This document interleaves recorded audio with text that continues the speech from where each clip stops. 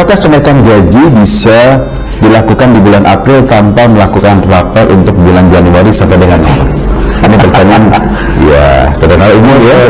Umum ini umum, gak banyak terjadi kok. Jadi eksekusinya harusnya di Januari, ternyata biasa perusahaan ada Maret, April, ya. Jadi pertanyaannya, maksudnya gini, hal yang sudah perhatikan, pertama masalah kapan kenaikan gaji itu kan? Kenaikan gaji.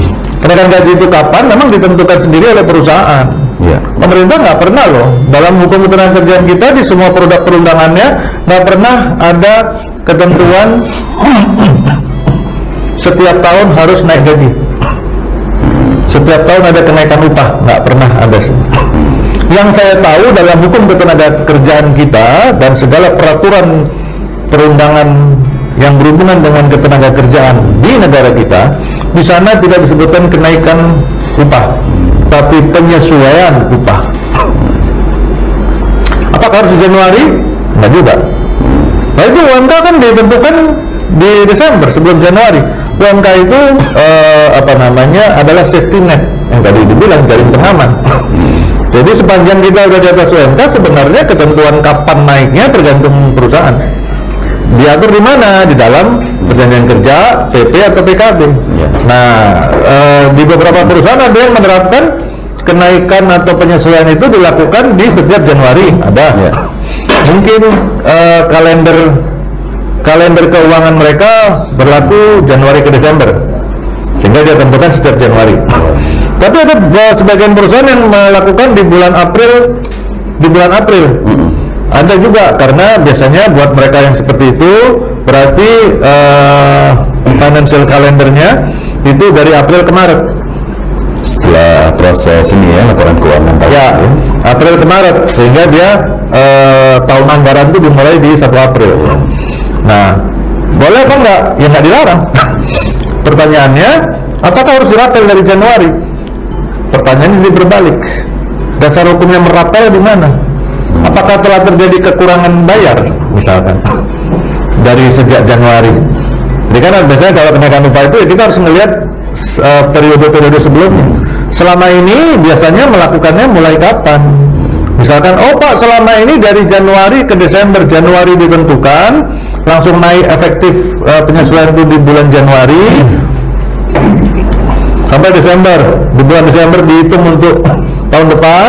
Begitu Januari, akhir Januari waktu pembayaran upah sudah naik, sudah ada penyesuaian. Nah, kalau yang ini yang terjadi selama ini, maka pada saat terjadi pemindahan ke bulan April, memang di sini terjadi kurang bayar. Berarti memang harus dirapel. Tetapi kalau yang terjadi selama ini, Pak, memang kronologisnya sejak awal perusahaan ini berdiri, kita lakukan penyesuaian di bulan April, ya kan? Karena tahun kalender keuangan kita itu dari April ke Maret. Untuk kondisi yang seperti ini, maka kalau setelah misalkan 20 tahun terus atau tahun ini ada yang nanya karena dia karyawan baru, Januari kenapa nggak dirapel?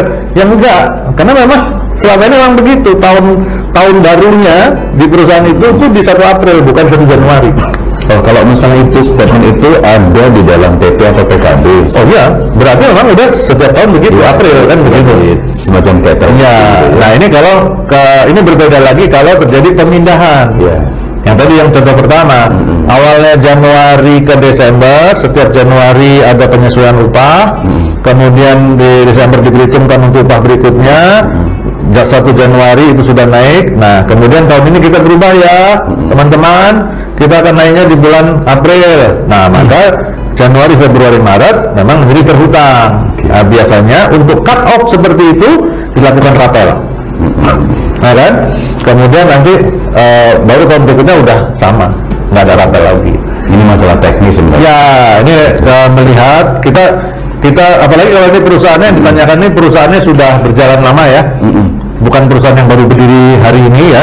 Jadi dia memang sudah berjalan lama, kita nggak bisa langsung berikan jawaban tanpa melihat riwayat sebelumnya, historinya. Ya, kan?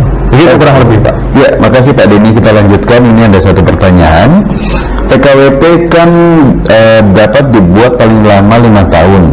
Itu untuk jangka waktunya bisa bebaskah?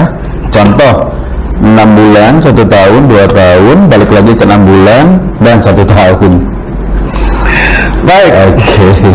Itu pertanyaannya ya. Nah ini itu aja sih. Nah, Oke. Bapak Ibu semua, teman-teman sekalian, PKWT, hukum PKWT dalam UUJK sekarang memang ada 2 kelompok ya. Kelompok pertama yang 5 tahun. 5 tahun di dalamnya ada kontrak pertama termasuk perpanjangannya. Jadi 5 tahun itu sudah termasuk pertama dan perpanjangannya. Kelompok kedua nanti kita bicarakan. Kita ngomong kelompok pertama. Maka yang tadi ditanyakan oleh si penanya tadi, teman kita, asumsi saya adalah nanya pada kelompok pertama, yang 5 tahun.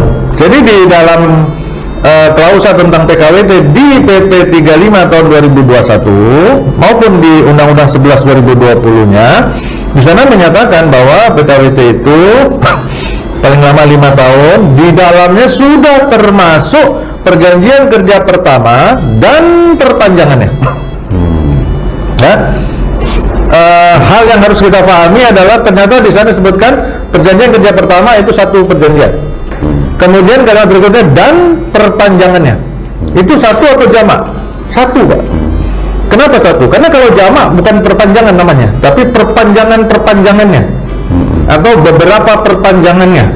Tapi ternyata di undang-undang kita nggak bilang begitu. Undang-undang kita bilang perpanjangannya, berarti single, satu, tunggal.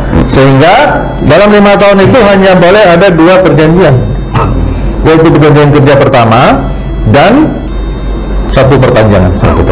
Selesai. Sehingga contoh yang disebutkan tadi 6 bulan, setahun, 2 tahun, terus 1 tahun, 2 tahun, itu salah, nggak boleh. Nah, begitu Pak itu.